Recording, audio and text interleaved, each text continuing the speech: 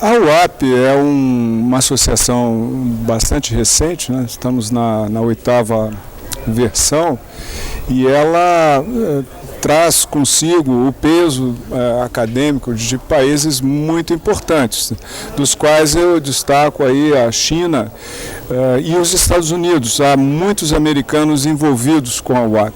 E a proposição da UAP, ela é muito interessante. Ela pretende disputar o espaço acadêmico, porque a UAP é essencialmente uma sociedade acadêmica com o campo dominante na economia e nas áreas afins, né?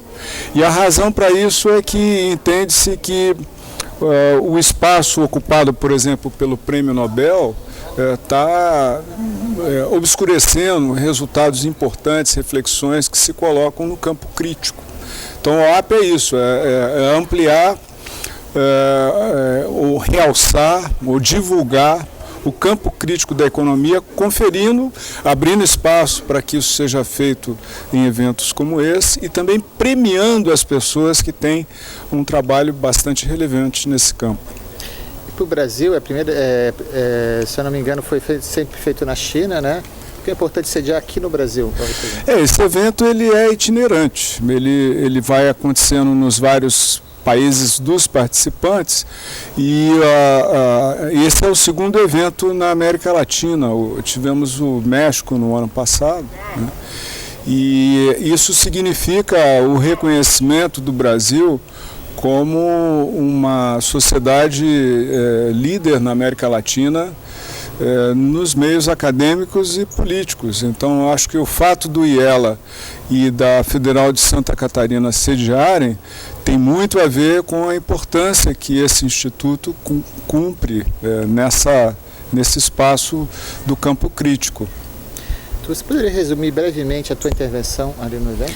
Então, a minha intervenção ela está relacionada ao resgate da teoria marxista da dependência. Essa teoria ficou um pouco, vamos chamar assim, dormindo historicamente. Ela foi muito vigorosa nos anos 70, mas por várias circunstâncias que têm a ver com as histórias de vida do Teotônio e do Marini e de outros militantes, ela ficou esquecida. Então, o que eu venho fazendo agora é participar do trabalho de um grupo que resgata a teoria marxista da dependência, porém não apenas como uma homenagem, resgata como interpretação.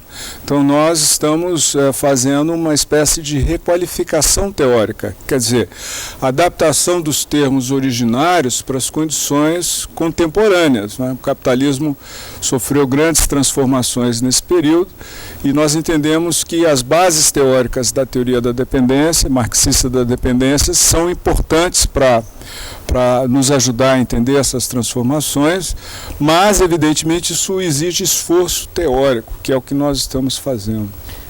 Quais são os desafios aí que se colocam aí para a economia política nos próximos anos?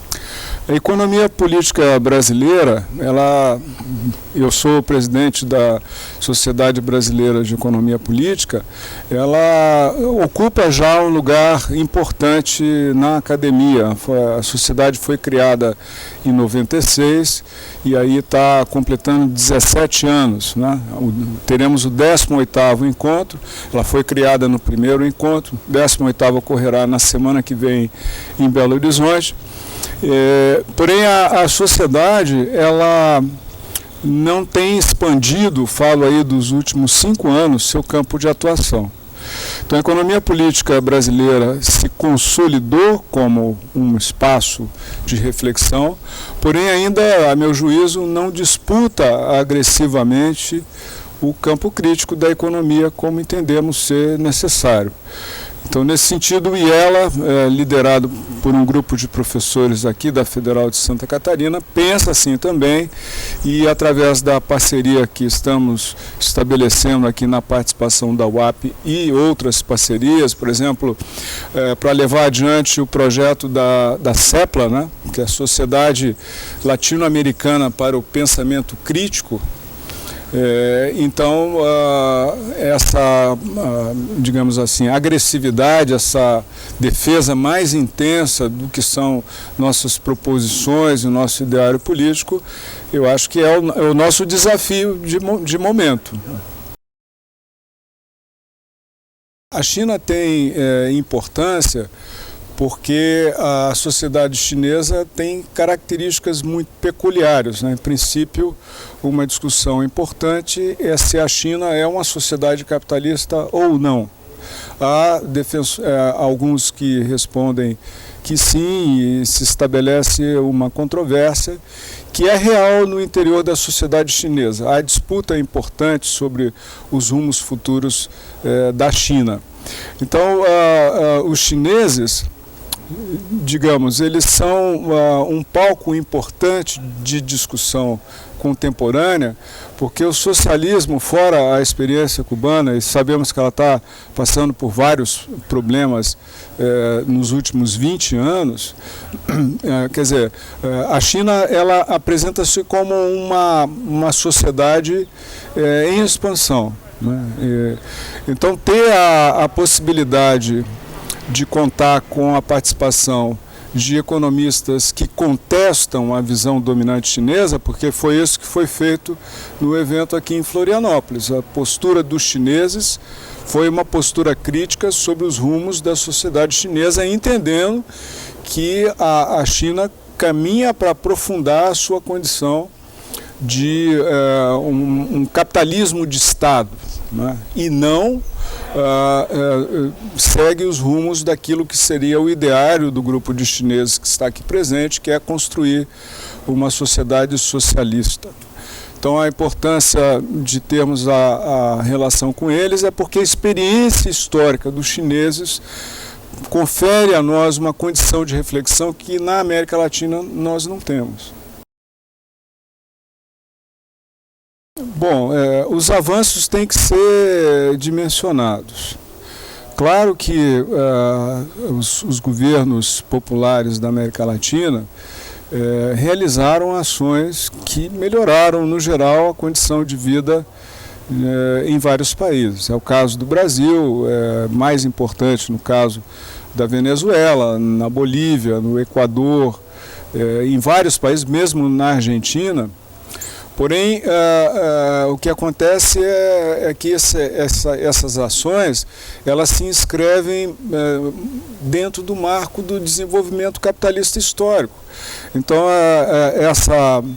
essa melhoria, ela logo mostrará o seu limite. Ela não está transformando a sociedade ou não está avançando em termos sociais em relação ao modelo que tínhamos nos anos 90 ou mesmo nos anos 80 e 70. Então, nesse sentido, eu não entendo que haja avanço político na região, né? Mesmo no caso da Venezuela, aqui eu não posso também, eu não vivi intensamente a experiência da Venezuela como muitos colegas meus viveram.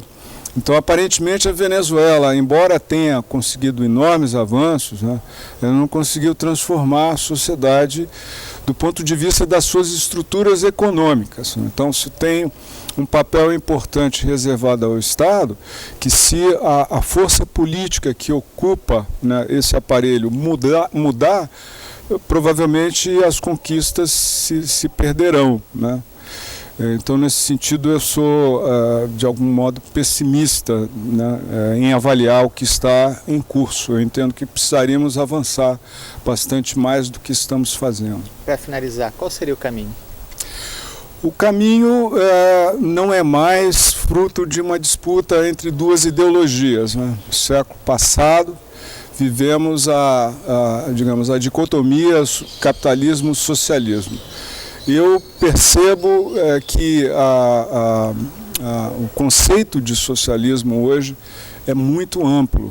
Quer dizer, é uma sociedade... Na verdade, o que nos unifica é uma posição anticapitalista. Então, se nós imaginarmos que a posição anticapitalista nos informa um rumo, é esse que seria o rumo a seguir. Eu não sei te responder precisamente.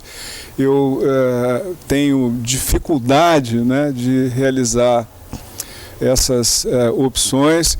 Eu avalio que dentro do modelo que temos, o caminho seria promover nacionalizações, mas como eu fiz intervenção nesse evento, se a nacionalização for feita dentro da estrutura que o Estado, por exemplo, brasileiro tem, nada mudará. É preciso repensar o desenho do Estado a partir de uma ideia que a gente não sabe exatamente qual é, de uma sociedade mais igual. Eu não sou, digamos, não parto da ideia de que uma sociedade sem classes seja possível.